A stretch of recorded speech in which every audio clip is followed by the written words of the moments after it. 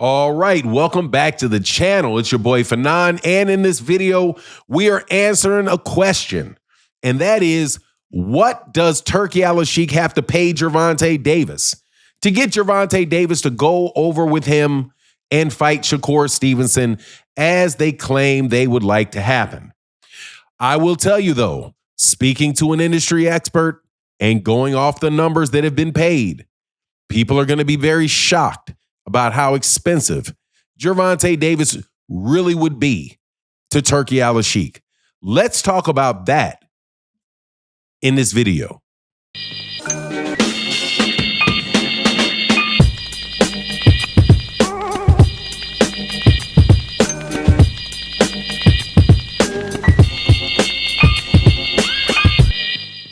All right, welcome back to the channel. It's your boy Fanon, and in this video, we're going to talk about monumental screw-ups that doom your boxing organization to death. And in this video, we're going to talk about a specific instance, which includes a very famous fighter named Gervonta Davis and also Canelo Alvarez, as people are pressing on Gervonta Davis to sign with Turki Alalsheik so that you can get the big fights that everybody wants to see. Now, before I get into the details of it, let me welcome you back to the channel. If you are new to the channel, please accept my invitation to hit the subscribe button and hit the bell icon so you can be notified of when we release more videos. And if you're a longtime subscriber and supporter of the channel, thank you guys so much for your support. It's absolutely huge to the channel. Thank you, especially to the people that support in the super thanks of videos like this, which is a little $ in the next to the comment section. Thank you guys so much for continuing to support the channel. But let's get into this, because had a heated debate about Gervonta Davis and Turki Alalsheik. And I was challenged to say, well, Fanon, what does Turki Alalsheik have to offer Gervonta Davis in order for Gervonta Davis to fight Shakur Stevenson, so we don't have to deal with all this nonsense that the PBC always puts in front of people?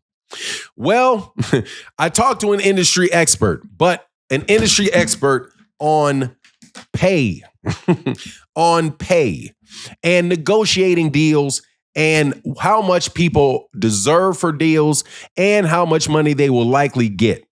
And one of the things that they brought up that I thought was very interesting is what they referred to as your going rate. And that is the rate that people know that you pay. There's a rate that they get paid, but there's also the rate that you pay. So when they go to work for you, they take into consideration not only what they have made in the past, but also what your organization pays.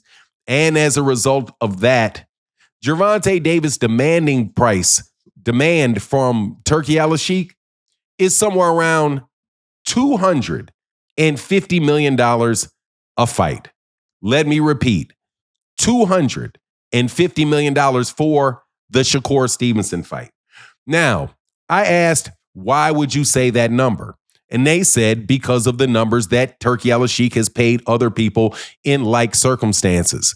And who is the person in the like circumstance? The person in the like circumstance is Canelo Alvarez.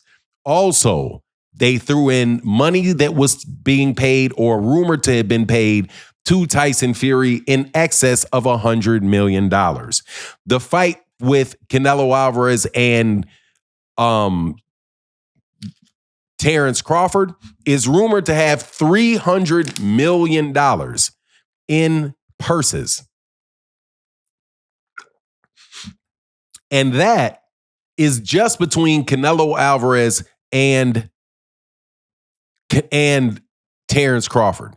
So if Terrence Crawford is getting $100 million and Canelo Alvarez is getting $200 million, that's $300 million for that fight card. Now, if you want to put on Gervonta Davis versus Shakur Stevenson, you're looking at about the same price. The only issue being that Gervonta Davis would probably be a little bit more expensive. And why is that? Because Gervonta Davis is the top selling fighter in boxing. The top selling free agent fighter in boxing. Now, why is it important that I say he's the top earning free agent? Because I'm trying to take Canelo Alvarez out of it. However, when you set a mark for Canelo Alvarez and you want to bring in the next guy like Canelo Alvarez, he's going to want, like every other NBA player wants, any NFL player wants, he's going to want to get paid the most of anyone. Even though somebody else you may say may deserve more, please understand that LeBron James, people wound up making more money than LeBron James in the league at the same time that he does. Why? Because his contract came earlier than theirs did. So theirs comes next and then they surpass them. So when you set a target at $200 million for Gervonta to look and see that you're paying that amount of money, that is what's going to trigger him to say, I need $250 million if you want me to fight Shakur Stevenson. Why? Because that's the rate that's about the rate you played Canelo Alvarez, and Canelo Alvarez didn't have 1.2 million pay-per-views sold over the last several years. Canelo Alvarez is not bringing in the black urban community into your fights that you want. And you running around talking that you want the guy to fight for you and how you want to make fights with him with several of your guys. If you're going to do that, then you have to give this man the going rate that you're paying for superstar boxers, not just what he can earn with somebody else.